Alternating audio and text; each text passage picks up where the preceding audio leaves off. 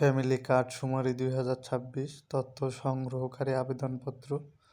তো আপনারা কিভাবে শুরু থেকে আবেদনপত্র ডাউনলোড থেকে কিভাবে আবেদন করবেন সম্পূর্ণ প্রসেস দেখাবো, ভিডিওটি শেষ পর্যন্ত দেখুন। আমরা ক নম্বরে দেখতে পাচ্ছি পদ ও এলাকার তথ্য। এখানে তথ্য সংগ্রহকারী লিখব, এখানে লিখব তথ্য সংগ্রহকারী। দেন পিছনে হচ্ছে আবেদনের তারিখ, যে তারিখে আবেদন করবেন সেই তারিখ লিখবেন। দেন এখানে শুমারি বিভাগ, আপনার যে বিভাগ সেই বিভাগ দিবেন। বিভাগ দেওয়ার পর এখানে শুমারি জেলার নাম দিবেন, আপনার যেটা জেলা। তো এখানে উপজেলা, শহর, পৌরসভা হলে পৌরসভা। দেন এখান থেকে আবেদনকারী ব্যক্তিগত তথ্য, যিনি আবেদন করবেন পূর্ণ নাম বাংলায়, তার নাম বাংলায় লিখতে হবে।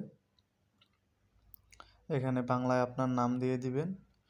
নিচে যদি মেয়ে মানুষ হয়, স্বামী থাকলে স্বামী বা পিতা থাকলে পিতা এখানে দিবেন। দেন মাতার নাম এখান থেকে দিয়ে দিবেন। তার বাইরে এখান থেকে আপনার জন্ম তারিখ দিয়ে দিবেন। জন্ম তারিখ দেওয়া হলে এখানে এনআইডি নাম্বার দিবেন। দেন এখান থেকে ফোন নাম্বার,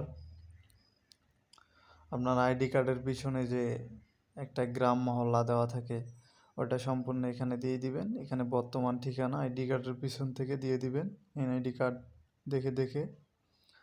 দেন এখান থেকে আপনি পুরুষ হলে পুরুষ, নারী হলে নারী, ধর্ম ইসলাম, হিন্দু হলে হিন্দু।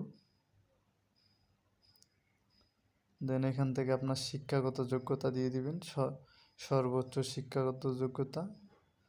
তো যারা এইচএসসি দিবেন, যারা ডিগ্রি পাস ডিগ্রি দিয়ে দিবেন। এখানে প্রতিষ্ঠানের নাম দিবেন, শিক্ষা প্রতিষ্ঠানে যে শিক্ষা প্রতিষ্ঠান থেকে পাস করেছেন।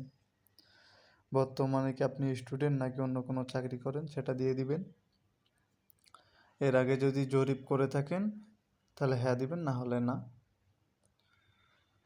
দেন পরের পেজে চলে আসব। পরের পেজে এখান থেকে দক্ষ দিয়ে দিবেন, প্রযুক্তিগত যোগ্যতা দক্ষ। নিজস্ব স্মার্টফোন আছে, হ্যাঁ দিয়ে দিবেন।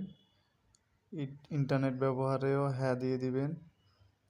ভাষাগত যোগ্যতা দক্ষ দিয়ে দিবেন, ইংরেজিও দক্ষ দিয়ে দিবেন। দেন এই নিচের দুইটা ঘরে কোনো কিছু দেওয়ার দরকার নাই। দেন নিচে আপনার স্বাক্ষর এবং তারিখ দিয়ে দিবেন এখান থেকে। ভিডিওটি ভালো লাগলে অবশ্যই একটি সাবস্ক্রাইব করবেন। আর এই পিডিএফটা যদি আপনার কাছে না থাকে অবশ্যই কমেন্ট করবেন, পিডিএফটা আপনাকে পাঠিয়ে দেব, সমস্যা নেই। ভিডিওটি দেখার জন্য অনেক অনেক ধন্যবাদ।